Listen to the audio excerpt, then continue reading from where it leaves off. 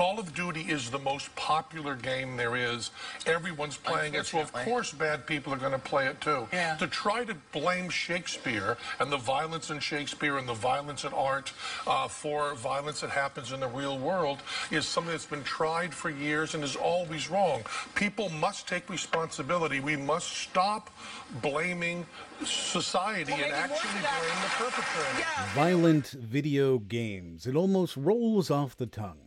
They fit so well together, violence and video games. The question I pose to you today is violence in video games making us violent? Obviously, the answer is yes. Maybe. This is not a new debate. It's not even a debate started by this generation. This is a controversy we've seen again and again since the 80s. 1982's Texas Chainsaw Massacre saw controversy when video game stores refused to carry it due to its violent nature. 1976's Death Race was pulled from store shelves because, according to video game historian Steve Kent, what got everybody upset about Death Race was that you heard this little when the person got hit and a little gravestone came up. In 1993, Mortal Kombat and Night Trap are pulled in front of the United States Congress and asked to defend their sick, shameful, ultra-violent, and disgusting content. Mostly due to the lifelike and realistic violence in Mortal Kombat and the shocking state of undress Night Trap's characters are shown in during the attack.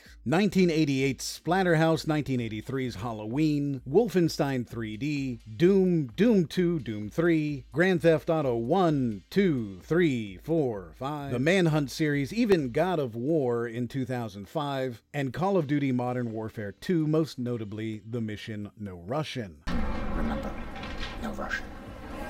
All of these games have been protested, carted out in front of the public, and shown to be the glaringly obvious tell that violence in video games is unacceptable. You see, gamers are antisocial. They are the young children whose brains are moving into the most important developmental stage since infancy. Those same children whose brains are trained to react aggressively, almost automatically. These games train children's brains to react aggressively, almost automatically. Video games are an isolated experience carried out by loners and separating them from other human beings. They teach nothing but violence, and that violence has absolutely no repercussions. We know these arguments because they've been told to us again and again for decades, whether it be during the congressional hearings in 1993 or Jack Thompson's lawsuit against violent video games in 1997. These claims get repeated again and again. It doesn't seem to matter if the Surgeon General puts out a report that media violence has a relatively small impact on violence, or if the UK Communications Research Group says the real puzzle is that anyone looking at the research evidence in this field could draw any conclusions. We know, as consumers, as parents, as individuals, as gamers, we know that violence in video games is bad and causes us to be violent. Even when Jack Thompson's lawsuits are thrown out because the judge says there is no content in games that was not already on late-night television, or when the co-founders of the Harvard Medical School Center for Mental Health and Media write a book called Grand Theft Childhood and state unequivocally, after all, millions of children and adults play these games, yet the world has not been reduced to chaos and anarchy. Well, we know, as gamers, this simply isn't true. We're all very violent.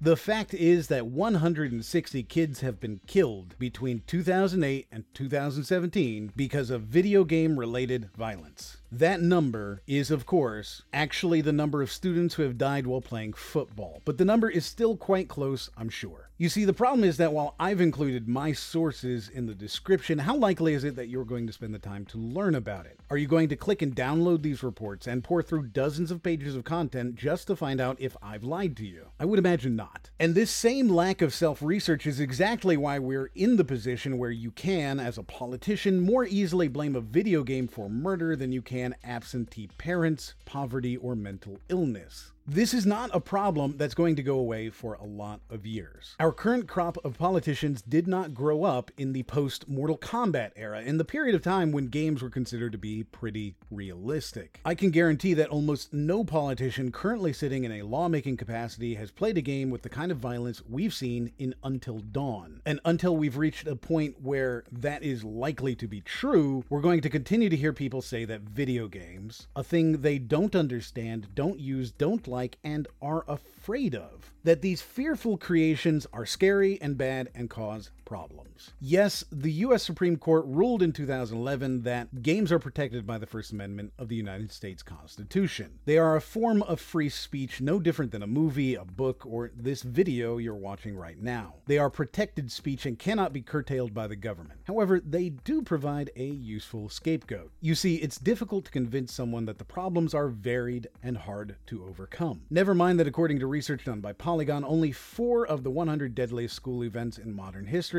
had perpetrators who could even be identified as gamers. This is, to me, rather surprising. Most of these horrific events occur at schools and are done by male students, quite honestly the exact demographic of most gamers, young and in school. I wish that I could expand on that categorization, but even the FBI says that's the most connection that could be made between most of these killers. In fact, ironically perhaps, they noted that more of the people who commit these atrocities are interested in poetry than gaming. But here's the truth. The much vaunted American Psychological Association says that violent video game play is linked to aggression. Oh wait, never mind, stop saying that we said that. This past February, a report on violent video games was put together by Patrick Markey, professor of psychology at Villanova, and Christopher Ferguson, professor at Stetson, in a book titled Moral Combat, breaking down the previous reports even more. You see, it turns out that it's actually accurate that violent video games do increase aggression. When you play a violent video game, you are more aggressive. You see, the study included mundane types of aggression, such as whether or not you would expose someone to a loud noise, or feed someone food with hot sauce on it, even if you knew that person didn't like hot food. What type of percentage would you feel is relevant here? 10% more aggressive, 25%,